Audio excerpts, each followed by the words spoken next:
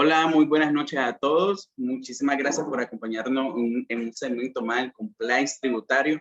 En esta ocasión tengo la oportunidad de compartir este espacio con un colega que nos ha ayudado en la parte laboral, en los consejos. La verdad es que hemos tenido mucha interacción con él y es por eso que el día de hoy está acá. Su nombre es Joel Hernández, él es contador y se ha desarrollado en su vida profesional en la parte de la auditoría tributaria, especialmente en la revisión de los gastos. ¿Qué debería contener un gasto? ¿Por qué ese gasto puede ser sujeto a que la administración tributaria pueda decir que no cumple con los requisitos establecidos en la ley de constatación tributaria? Entonces, se ha desarrollado, ha realizado sus informes y todo lo que tenga que ver para que la empresa que él ha realizado pueda mejorar en ese sentido. Y es por eso que el día de hoy vamos a soportar, cómo soportar los gastos. Joel aquí nos va a ayudar. Bueno, Joel, muchísimas gracias por estar el día con nosotros. Saludar al público. Un gusto para mí estar acá esta tarde compartiendo un poco con ustedes de los conocimientos que hemos adquirido a través de la experiencia y la lectura. Vamos a hablar sobre los consejos para soportar gastos deducibles. No sé si comenzamos ya de una vez.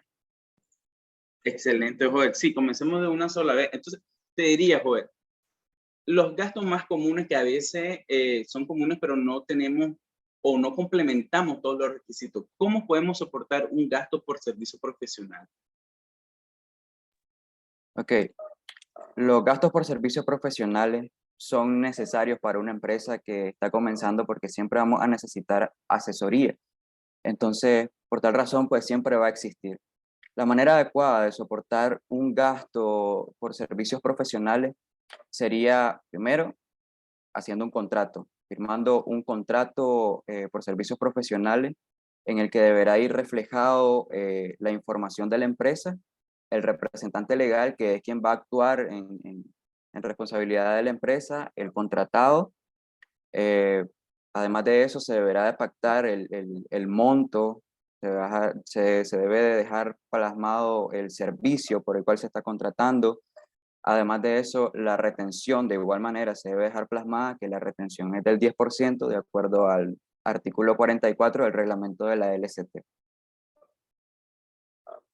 Ok, adicional a eso, es algo muy importante que en estos tipos de servicios se debe contar con un entregable. En este caso sería la parte del informe, que todo profesional se va a dar una asesoría es por un tema en específico o varios temas pues dentro de la empresa. Entonces mensualmente o según su contrato, como lo mencionaste, o según cómo se lleva la negociación, es importante que bajo un informe, como lo mencionaba, se detalle las tareas que se hicieron, qué problema se solucionó o a qué situación se le dio una asistencia en el momento adecuado. Eso es muy importante en todos los servicios profesionales y en lo que he estado en experiencia veo que carecen cuando uno va a la empresa y solo está el contrato firmado, está la retención, pero ¿qué se hizo? ¿O por qué se hizo? ¿O cuál fue la situación? Y más cuando es constante, entonces hay que ver qué son los puntos que la asesoría toma en cuenta y cuáles son los puntos de asistencia. Otra pregunta, Joel, ¿cómo generalmente en la empresa, cuando son pequeñas, no necesariamente tienen una persona que sea constante en limpieza, sino que a veces da la situación que hay una persona que llega una vez a la semana y hace el trabajo de limpieza, pues recomodar todo, pero solo es una vez. ¿Cómo se debería de soportar ese gasto? ¿Cuál sería un concepto? Porque también he visto, pues yo creo que esto está más en otro, que le ponen pago por 15 días laborales y tal vez solo llega un día. Entonces hay situaciones diversas, pero ¿cuál sería el mejor consejo que nos puedas dar en este sentido? Respondiendo a tu pregunta, Wilfredo, lo más adecuado sería dejar plasmado en sí los días que se va a elaborar, los días en los que se va a estar trabajando, en los que se va a brindar el servicio, y este sería pues un servicio general, aplicaría una retención del 2%, de acuerdo igual al artículo 44 del reglamento. De igual manera, porque sea un servicio general, algo que no sea tan profesional, pues a veces las empresas piensan de que, un recibo de caja, un recibo de egreso, no es correcto. Siempre se debe de soportar con un contrato, sea servicio general o sea servicio profesional. De igual manera se debe soportar con un contrato y dejar plasmado específicamente de qué se trata el servicio, cuánto tiempo va a durar y cuál es el entregable, cuál es el resultado que se va a obtener a través del trabajo. Interesante en esa parte de los contratos, porque a veces solo, como lo mencionaba, solo es el recibo que realizan, pero no un contrato donde se establezca cuál es el tipo de relación comercial que tienen con esa persona, porque al final no es una relación laboral. Entonces se debe, tanto para soportar bien el gasto, como dejar claro el concepto que se le está pagando, porque a veces por conceptualización se da a interpretar otro tipo de gastos que atraen otra carga fiscal para con ellos. Entonces es muy importante lo que mencionaba, se da en la práctica y se debe de parametrizar todos estos tipos de servicios generales, como lo mencionaba, dentro de la empresa. ¿Qué otra situación, Joel, has encontrado en tus revisiones que realizas, que voy a llegar y que no, sabes que ahí es lo primero que revisas porque siempre hay problemas, obviando los dos puntos anteriores? Claro, los problemas más comunes que se encuentran dentro de las empresas es la falta del RUC. No le ponen el RUC a las facturas, el RUC de la empresa, y es algo que deberían. De igual manera, otro error bastante común es cuando la empresa contrata o compra a una empresa que es grande contribuyente y no le anexan la constancia de no retención. Y es un error muy grande que deberían de ir eliminando, deberían de ir anexando siempre la constancia de no retención. Otro error bastante común también es con el pie de imprenta. Es algo que no le prestamos tanta importancia, pero sí es bastante relevante, al menos para la acreditación del IVA. ¿Por qué? Porque la Ley General de Imprenta, decreto 1357, establece de que el pie de imprenta debe de contener el número RUC de la imprenta, el nombre de la imprenta, la dirección de la imprenta, la orden de trabajo, el rango de la facturación que se está generando, para que esta factura sea totalmente deducible. De igual manera, acreditable el IVA. Es un dato muy importante del pie de imprenta. A veces lo obviamos porque tal vez viene de una empresa que no se mira muy pequeña, se mira que tiene un establecimiento y que no puede incurrir en este tipo de anomalías o que está faltando al decreto de la ley de imprenta. Ahí tenés toda la razón, es un detalle que se tiene que tomar en cuenta. Igual manera con los grandes contribuyentes, por ejemplo, bueno, una empresa de tecnología que es gran contribuyente, aunque se le esté yendo a comprar constantemente y te dan la carta, una vez no quiere decir que esa te va a servir para todas las compras posteriores, y menos que sea de un mes posterior. Entonces, eso es una buena práctica, eso va relacionado a una buena práctica que en un futuro te va a ahorrar un trabajo por buscarlo. Al momento de la fiscalización, esto es lo primero que te solicitan. Y te van a decir, es gran contribuyente, sí, podamos traer la lista de los grandes contribuyentes, pero es tu acto administrativo el que te van te pueden multar por no hacer el acto administrativo.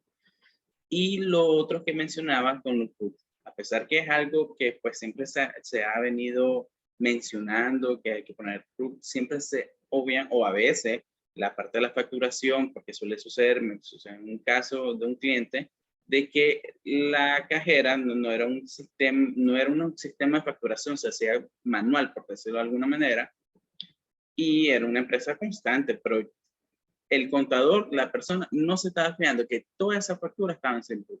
O otro caso similar, que le estaban poniendo un RUC diferente. Y esas situaciones se dan y uno a veces, como son pequeños detalles, lo va obviando.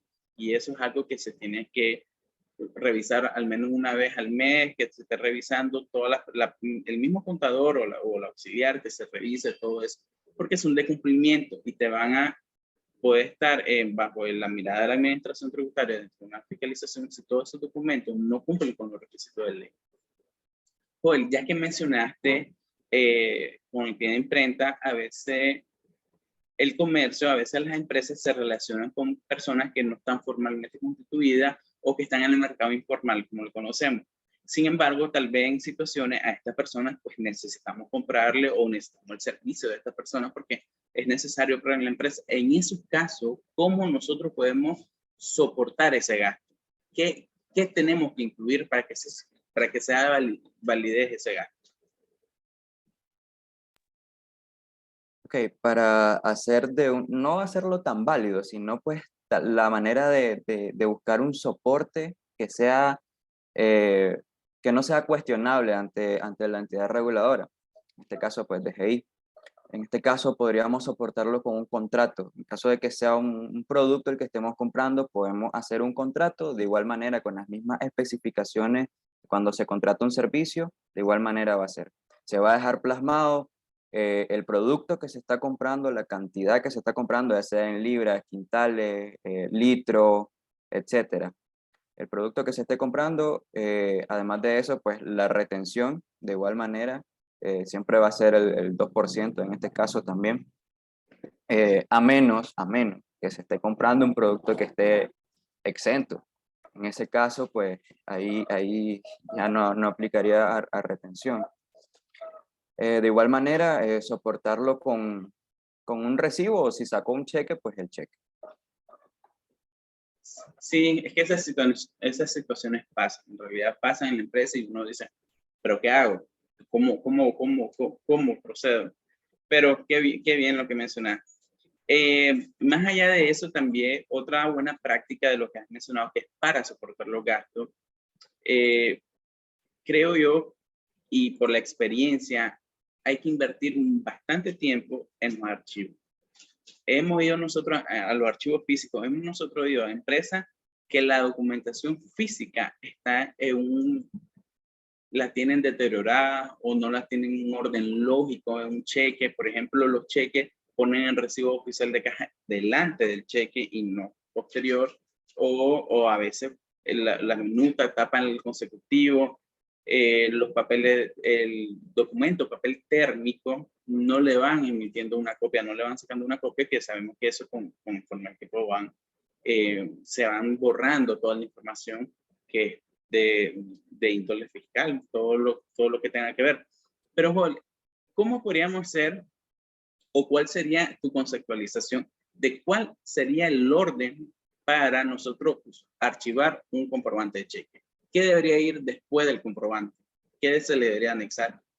Un caso de una compra de producto. Ok, en este caso, pues primero iría el comprobante de pago, el comprobante de diario también. Posterior los soportes, que sería una copia del contrato, un recibo, la retención. Siempre hay que tener el cuidado de agregar estos soportes, porque en muchas ocasiones cuando archivamos no agregamos estos soportes o los dejamos para después o los dejamos pendientes. Y eso es algo que no deberíamos de hacer en la práctica, que deberíamos de tratar de ser un poquito más disciplinado en ese ámbito, de tener cuidado con el archivo, porque en el Código Tributario establece también que nosotros como contribuyentes estamos obligados, tenemos el deber de tener cuidado con nuestros archivos, tenerlos completamente resguardados en un orden cronológico y limpio.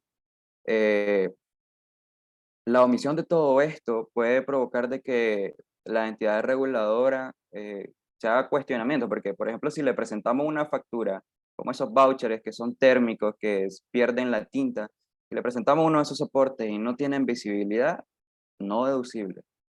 ¿Y qué pasa cuando lo consideran no deducible? Viene una contravención del 25%, que es una multa, artículo 137 del Código Tributario. ¿Y qué, en qué caemos? Pagar más impuestos. Pagar multa, al final pues se vuelve algo feo porque nadie quiere pagar más dinero, nadie quiere, le duele la bolsa a uno y no estamos para eso tampoco. Entonces, por eso es bastante importante crearnos ese hábito de archivar bien nuestra documentación. Sí, al final, un trabajo mal hecho por una persona te ocasiona atrasos en el futuro. En este caso, un trabajo que no se realizó en tiempo y forma, lo que te va a ocasionar es un impacto negativo financiero, porque como dijimos, todo lo que tenga que ver con lo fiscal significa pagar más descapitalizarte en flujo efectivo. El flujo efectivo debe disminuir porque incurrir en multa, como mencionaba, lo que nosotros tratamos de promover es que, que todos los empresarios, los contribuyentes paguen lo correcto, paguen lo justo. Lo que corresponde son los que establecen la ley de concentración tributaria. Si vos cumplís con lo que establece el artículo 39, el artículo 43, el 29 de la ley de concentración tributaria, y lo llevas en orden, no tenés por qué incurrir en multa. En todos estos puntos que nosotros anteriores hemos tocado, y la verdad es que en la parte del archivo quiero hacer hincapié porque es muy importante, es tu información la que tenés. Ahí en los archivos, en los comprobantes de cheque, cualquier contador que vaya a revisar en cualquier empresa, te vas a dar una idea de cómo funciona la empresa, cuáles son sus gastos, cuáles son sus costos para que ellos puedan operar. Revisando esa información, te da toda la información de la empresa. Ahora, si esa información no está ubicada o no está ordenada o no está visible, hasta para las personas o los auditores de la administración tributaria, no lo van a entender, aunque queramos explicarlo, pero físicamente no tenemos cómo demostrarle todo lo anterior. Entonces, es un punto muy importante y que se tiene que tomar en cuenta. La conceptualización de todos estos gastos se tiene que conceptualizar de una manera correcta. Por ejemplo, a veces se van a algo muy usual que he visto, que cuando van al súper, por ejemplo, que compran cosas de cafetería o artículos de limpieza, se debe detallar que compra de artículos de limpieza de la quincena, porque según el presupuesto de cada empresa, de la quincena de tal a tal, según requerimiento, porque todas las compras tienen que ir bajo un requerimiento, que sería lo administrativamente correcto. Hacer una lista según los requerimientos de la persona encargada, ir a comprar, pero ¿qué pasa? A veces compran varios y lo conceptualizan en la contabilidad, compra varias. Entonces, eso es lo primero que van a revisar, porque compra varias, no. Tienes que hacer algo específico. ¿Qué es lo que tú vas a comprar? ¿Qué tipo de producto? Entonces, hasta la conceptualización en el archivo es fundamental para soportar estos gastos. No sé, Joel, si tenés algo adicional que nos puedas aconsejar. Sí, claro. Tal vez no es algo tan común que se haga, pues, pero hay empresas que también hacen donaciones y me gustaría hablar de eso también porque muchas empresas les da miedo hacer donaciones porque creen que es un gasto no deducible y están completamente pues, en lo incorrecto porque sí es considerado como un gasto deducible, al menos hasta un 10% sobre la renta neta según el artículo 39 de la LST, que establece que el 10% de la renta neta pues, es deducible en cuanto a donaciones. Para soportar este gasto, lo único que se necesita, ¿verdad?, es la constancia que emite el MIGOP de acuerdo a la ley 147 de la ley de personas jurídicas sin fines de lucro. Además de esto, pues anexar el recibo membretado de la institución que es sin fines de lucro y de esta manera pues estaríamos soportando de manera adecuada este gasto que muchas empresas tienen miedo de hacerlo, pero pues sí pueden hacerlo y es completamente deducible y listo. Eso. Interesante punto, Joel.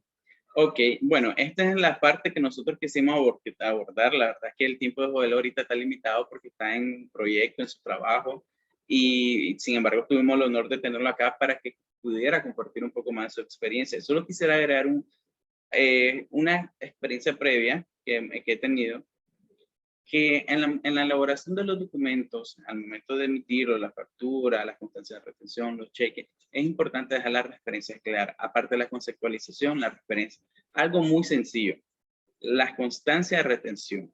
Cuando nosotros emitimos una constancia de retención, se deben dejar plasmado el número de factura o los números de factura. ¿Por qué? En futuro o al mes siguiente, no futuro, al mes siguiente, la información que nosotros declaramos a la administración tributaria, ellos cada día se van fortaleciendo con la parte tecnológica.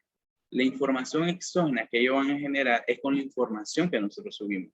Si nosotros ponemos un caso que pasó a un cliente que lo retrasaron porque la información es incorrecta y está toda la razón.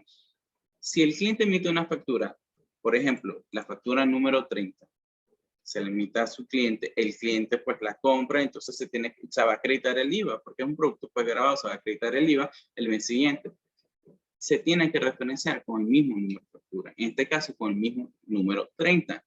¿Qué pasa si ponen otro número por equivocación, por lo que sea? Porque no comprendo esta situación. He estado dentro de una empresa y se pone otro número de referencia, un cheque, la misma cuenta de retención o cualquier otro número que no sea la factura. Esto ya lo están enlazando a la administración tributaria y comienza a enviar la información de esta factura, no me la declaraste. Y tal vez uno la emitiste porque no es tu consecutivo, pero tu cliente la está reportando. Entonces, esas situaciones que se están dando ahorita es precisamente por no cumplir con los bancos una constancia de retención, porque la constancia de retención siempre, en la mayoría, hay un campo que dice número de factura o número de documento. Es importante hasta esos pequeños detalles para que en futuro, tanto con la persona que tiene la relación comercial, no haya una información exógena que es fácil de justificar, no es complicado, pero el tiempo, ¿qué pasa? Que en el momento que te bloquean, estás en medio de una importación o te van a emitir franquicia y no puedes. Todos esos detalles que son pequeños, se tienen que ir, nos tenemos que ir acostumbrando a mejorar y poner, a plasmar el número o las referencias que son correctas. Por eso hice hincapié con los archivos y con la conceptualización y ahorita pues con las referencias, para que lo tomen en cuenta que la administración tributaria va mejorando su tecnología y no va controlando de la mejor manera. Entre mejor nosotros informemos, menos problemas vamos a tener. Por mí es todo, Joel. Muchísimas gracias, agradeciéndote. La verdad es que este espacio nos llevamos creo que 20, 25 minutos, pero sé que la persona que pueda escuchar esto va a tomar nota de los consejos porque es algo que vos has recomendado y ha funcionado. Entonces, muchísimas gracias, Joel. Muchísimas gracias, Wilfredo, por el espacio también. Nada, agradecido por el tiempo también. Y buenas noches. Mucho gusto. Buenas noches.